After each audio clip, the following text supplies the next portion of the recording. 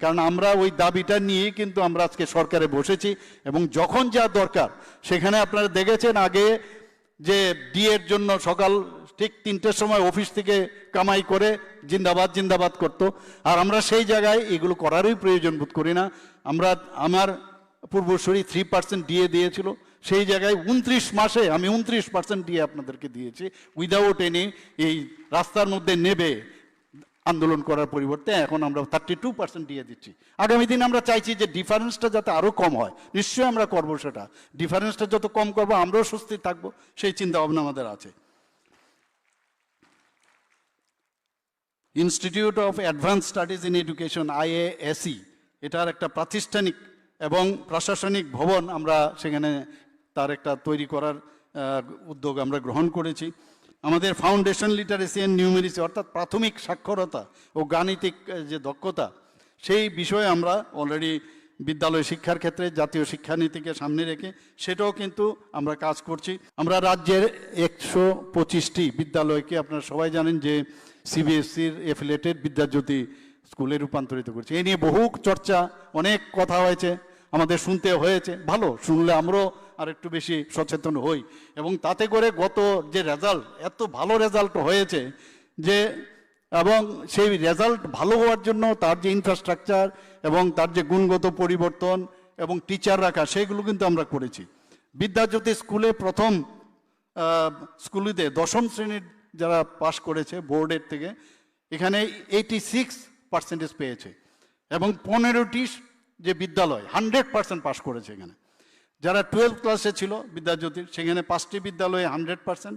এবং এই যে ডেভেলপমেন্টটা হলো, সেখানে যেটা আমি বললাম যে শিক্ষক নিয়োগ, নিয়মিত রিমেডিয়াল ক্লাস, ইংরেজি স্পিকিং আওয়ার, মেন্টরিং সেশন এবং ভার্চুয়াল গাইডেন্স, সেই ব্যবস্থা আমরা করেছি। এগুলো আপনাদের থেকে এই সমস্ত বিষয়গুলো আপনাদের কাছ থেকেও আমরা নিয়েছি, বা আমাদের যে গাইডেন্স ন্যাশনাল এডুকেশন পলিসিতে দেওয়া আছে সেগুলো আমরা মিলিত প্রচেষ্টায় কিন্তু সেটা করতে পেরেছি। সুপার 30 প্রকল্প, আমরা সুপার 30 প্রকল্প করাতে আমাদের ছেলেমেয়েরা আজকে 8 জন, এখন পর্যন্ত আমাদের সরকার আসার পর 8 জন ছাত্রী IIT-তে চান্স পেয়েছে, 13 জন MBBS-এ পেয়েছে, 13 জন NIT-তে পেয়েছে। আমরা চেষ্টা করছি এইভাবে একের পর এক আমরা চেষ্টা করে যাচ্ছি। আপনারা জানেন যে যারা ক্লাস 9-এ পড়ে, 9ম শ্রেণীর যারা ছাত্রীরা আছেন, তাদেরকে প্রায় 1,22,509টি আমরা ছাত্রীদেরকে বাইসাইকেল বিনামূল্যে আমরা দিয়েছি। Chief ministers annual state award for academic excellence, এই যে প্রকল্পটা আমরা শুরু করেছিলাম, তাতে করে তাদেরকে প্রায় 703 জনকে আমরা আইপ্যাড বা ট্যাব আমরা এদেরকে দিয়েছি। CM7 বা chief minister scholarship for achievers towards higher learning, এটাকে আমরা বৃত্তিমূলকভাবে আমরা নির্বাচিত করে 200 জনের মতো নির্বাচন করেছি, তাদেরকে 60,000 করে সবাইকে দেওয়া হয়েছে। ICT যে আমাদের প্রকল্প আছে, প্রায় 1384টি বিদ্যালয়, সেখানে ICT প্রকল্প আমরা চালু করেছি। 435টি যেখানে বৃত্তিমূলক, মাননীয় প্রধানমন্ত্রীজি বারবার বলছেন যে আমাদের ছেলে মেয়েদের কিন্তু মানে তাদেরকে প্রযুক্তিগতভাবে তাদেরকে আরও বেশি সাপোর্টিভ হতে হবে, তাদেরকে আরও বেশি ট্রেনিং দেওয়া প্রয়োজন। স্কুল থেকেই যাতে এই ব্যবস্থাটা হয়, তারা যাতে আগামী দিন স্কুল থেকে পাশ করে নিজেকে যাতে তারা ট্রেনিংটা পাবে, তাতে করেই তাদের কিন্তু আগামী দিনে অন্ততপক্ষে কোনো অসুবিধা হবে না বাঁচার জন্য, সেই ব্যবস্থাটা আমরা করছি। 1210টি স্মার্ট ক্লাসরুম, 367টি টিঙ্কারিং ল্যাব, 180টি পার্সোনাল অ্যাডাপ্টিং লার্নিং ল্যাব আমরা চালু করেছি।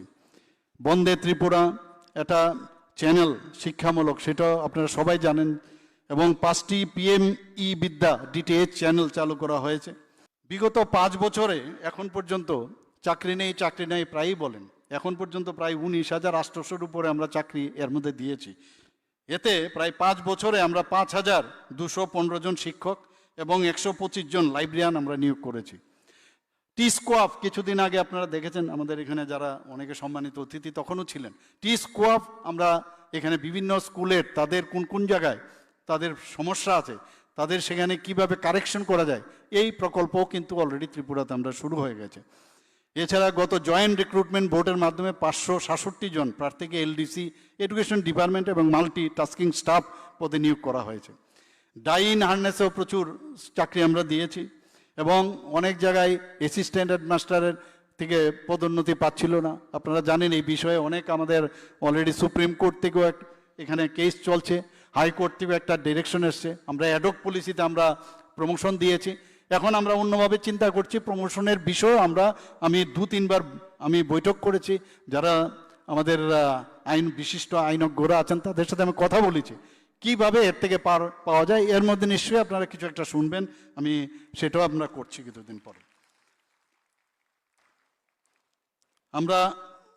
আমি সত্যিই অত্যন্ত গর্বের সাথে আজকে বলতে পারি যে ত্রিপুরা একমাত্র স্টেট, থার্ড স্টেট, যেটা 23 জুন 2025 এই হলের মধ্যে আমরা সেটা ঘোষণা দিয়েছে। আমরা হিস্ট্রি একটা বলবো আমরা ত্রিপুরার ইতিহাসে, এবং সেখানে তৃতীয় একটা পূর্ণ স্বাক্ষর রাজ্য হিসাবে কিন্তু ঘোষণা হয়েছে, যেখানে আমাদের 95.6% আমাদের যারা মেয়েরা ছেলেরা আছেন তারা কিন্তু সেখানে তারা আর আগের মতো না খালি স্বাক্ষর করলো।